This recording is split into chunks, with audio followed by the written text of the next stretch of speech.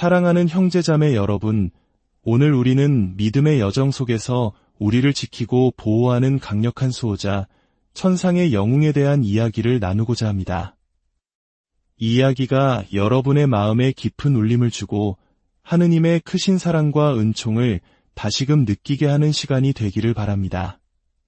잠시 저희의 이야기에 귀 기울여 주시고 이 거룩한 이야기가 더 많은 이들에게 퍼져나갈 수 있도록 좋아요와 공유를 통해 은총을 나누어 주신다면 주님의 축복이 여러분의 선한 마음 위에 더욱 풍성히 내릴 것입니다. 그럼 이제 성부와 성자와 성령의 이름으로 우리 모두의 영적 수호자 성 미카엘 대천사에 대한 여정을 시작하겠습니다. 아멘. 오늘은 9월 29일 성 미카엘 대천사 축일입니다. 우리는 오늘 천상군대의 총사령관이자 하느님 백성의 수호자이며 임종하는 영혼의 동반자여 악마를 물리치는 용사이신 위대한 천사를 기리고 기념합니다. 그는 치유자이며 천상의 모든 천사들보다 위대하면서도 동시에 가장 겸손한 존재입니다. 그의 이름 미카엘은 누가 하느님과 같으랴? 라는 뜻을 담고 있습니다. 이 질문은 교만의 상징인 루치페르에게 던진 강력한 외침이자 오직 하느님만이 지고한 분이심을 선포하는 겸손의 고백입니다. 우리는 종종 이 광대한 우주 속에서 지성을 가진 존재가 인간뿐이라고 생각하기 쉽습니다. 하지만 오늘과 같은 천사들의 축일에 우리는 하느님께서 창조하신 또 다른 위대한 지적 존재, 즉 천사들이 우리 곁에 항상 함께하고 있음을 기억해야 합니다. 그들은 영적인 인격체이며 우리를 둘러싸고 있습니다. 며칠 뒤면 우리는 각자의 수호천사 축일을 기념하게 될 것입니다. 모든 영혼에게는 평생을 함께하며 우리를 보호하고 지키며 영감을 주는 수호천사가 지정되어 있습니다. 그리고 오늘 우리는 그 모든 천사들의 지도자로 하느님께서 선택하신 가장 위대한 천사, 성 미카엘 대천사를 공경하는 것입니다. 천상에는 9등급의 천사단, 즉 구품 천사가 존재한다고 알려져 있습니다. 가장 높은 상급 3대는 세라핌, 케루빔, 좌품 천사입니다. 중간 등급인 중급 3대는 주품 천사, 역품 천사, 능품 천사이며 가장 낮은 하급 3대는 권품 천사, 대천사, 그리고 천사입니다. 여기서 흥미로운 점은 미카엘 대천사가 대천사 품계에 속한다는 사실입니다. 이는 9품계 중 아래에서 두 번째, 즉 비교적 낮은 등급에 속한다는 것을 의미합니다. 본성적으로 그는 가장 높은 품계의 천사가 아니었습니다. 하지만 그는 하느님의 영광을 지키기 위해 일어섰을 때 가장 위대한 겸손을 보여주었습니다. 누가 하느님과 같으랴? 라고 외치며 교만하게 하느님께 도전했던 루치페르, 즉 사탄에 맞서 싸웠던 그의 모습은 오직 하느님만이 지존하시며 우리는 그분 앞에서 아무것도 아니라는 깊은 깨달음에서 비롯된 것이었습니다. 이러한 그의 겸손은 마치 성모 마리아의 겸손처럼 그를 하느님의 영으로 가득 채웠고 마침내 그를 모든 천사들 위에 들어 높이셨습니다. 성경에서 미카엘 대천사의 이름은 총 4번 구체적으로 언급됩니다.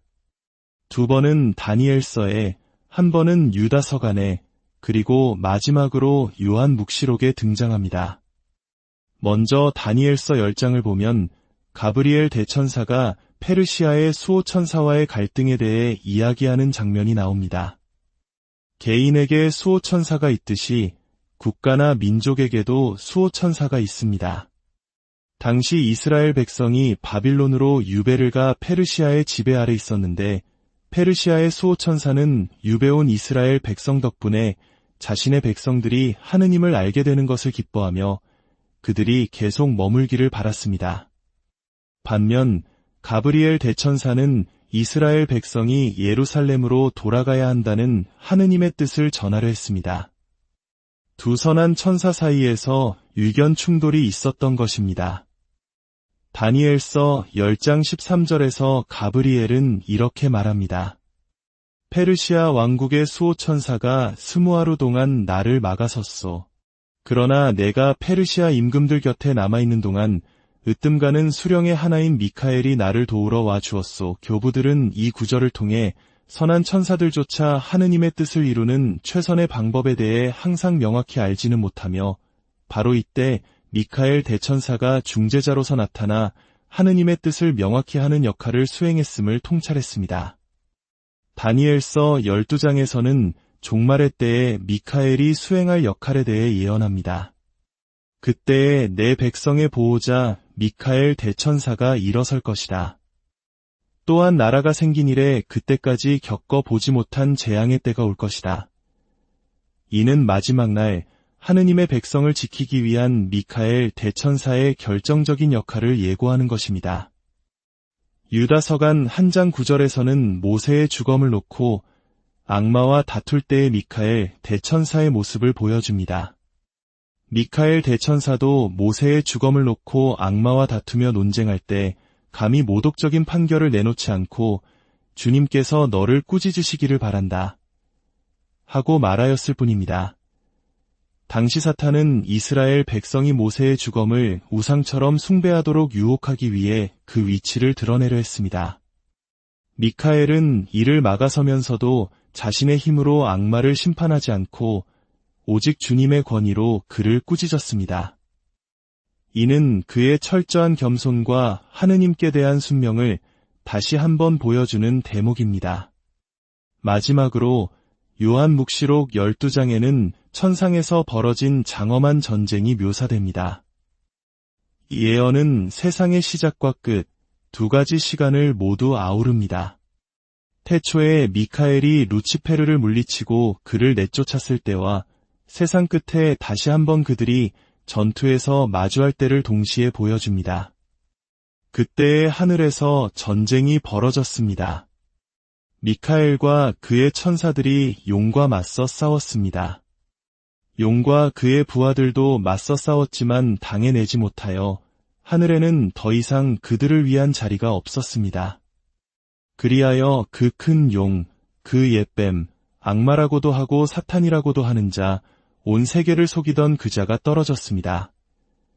이처럼 성 미카엘 대천사는 성경 곳곳에서 하느님의 백성을 지키는 강력한 수호자로 등장합니다. 교회의 전승에 따르면 미카엘 대천사에게는 4가지 주요한 임무가 있습니다. 첫째, 사탄과 맞서 싸우는 것입니다. 그는 모든 악의 세력에 대항하는 천상 군대의 지휘관입니다. 둘째, 하느님의 백성을 보호하는 것입니다. 구약시대에는 이스라엘 백성을, 신약시대에는 가톨릭 교회를 지키는 특별한 수호자입니다. 사탄이 인류를 유혹하고 영혼을 파괴하려 할 때 미카엘은 교회의 방패가 되어 우리를 지켜줍니다. 셋째, 죽음의 순간에 신자들의 영혼을 사탄의 권세에서 구출하는 것입니다. 그래서 그는 임종하는 이들의 수호성인으로 공경받습니다. 넷째, 죽음 이후 영혼들을 하느님의 심판대로 인도하는 것입니다. 개인의 심판 때에는 우리 각자의 수호천사가 우리를 인도하겠지만 세상 마지막 날 최후의 심판 때에는 미카엘 대천사가 나팔을 불어 죽은 이들을 깨우고 모든 인류를 하느님의 옥좌 앞으로 이끄는 중요한 역할을 할 것입니다. 이러한 이유로 미켈란젤로의 최후의 심판과 같은 성화에서 미카엘 대천사는 영혼의 무게를 재는 저울을 들고 있거나 구원받을 이들의 이름이 적힌 작은 책과 벌받을 이들의 이름이 적힌 큰 책을 들고 있는 모습으로 묘사되기도 합니다. 그렇다면 왜 우리는 9월 29일에 그의 축일을 기념하게 되었을까요? 이 유래는 492년 이탈리아에서 일어난 한 기적적인 사건으로 거슬러 올라갑니다. 이탈리아 남부의 가르가노 산에서 한 목자가 가축을 치고 있었습니다. 그런데 황소 한 마리가 무리에서 이탈해 산 깊숙한 동굴로 사라져 버렸습니다. 목자는 황소를 나오게 하려고 동굴 안으로 화살을 쏘았는데 놀랍게도 그 화살이 바람처럼 되돌아와 자신에게 날아왔습니다. 이 기이한 현상에 놀란 목자는 지역의 주교를 찾아갔고 주교는 3일간의 단식과 기도를 명했습니다. 3일 후 미카엘 대천사가 주교에게 나타나 이렇게 말했습니다. 이 동굴은 나의 보호 아래 있는 곳이다. 하느님께서는 이곳이 나와 모든 거룩한 천사들의 이름으로 축성되기를 원하신다. 하지만 주교는 망설였습니다. 그 산은 험준했고 과거 이교도들의 제사가 행해지던 곳이라 사람들은 그곳을 두려워했습니다. 주교가 주저하는 사이 그 해말 산기슭의 마을이 적군에게 포위되어 함락될 위기에 처했습니다. 절체절명의 순간 주교와 신자들은 다시 3일간의 단식과 기도를 하며 미카엘 대천사의 도움을 청했습니다. 그러자 대천사가 다시 나타나 완전한 승리를 약속했습니다. 이 약속에 용기를 얻은 마을 사람들은 성 밖으로 나가 싸웠고 기적적으로 적을 물리쳤습니다. 이 승리 이후 주교는 마침내 동굴을 축성하기로 결심하고 모든 준비를 마쳤습니다. 그리고 9월 29일 주교와 신자들이 동굴로 향했을 때 미카엘 대천사가 세 번째로 나타나 그들을 멈추게 하며 말했습니다. 더 이상 인간의 손으로 이곳을 축성할 필요가 없다. 내가 이미 이곳을 직접 축성하였노라. 이리하여 가르가노의 성 미카엘 성지는 인간의 손이 아닌 천사의 손에 의해 직접 축성된 유일한 성당, 천상의 바실리카가 되었습니다. 그리고 이 놀라운 기적이 일어난 9월 29일이 바로 성 미카엘 대천사의 축일로 지정된 것입니다.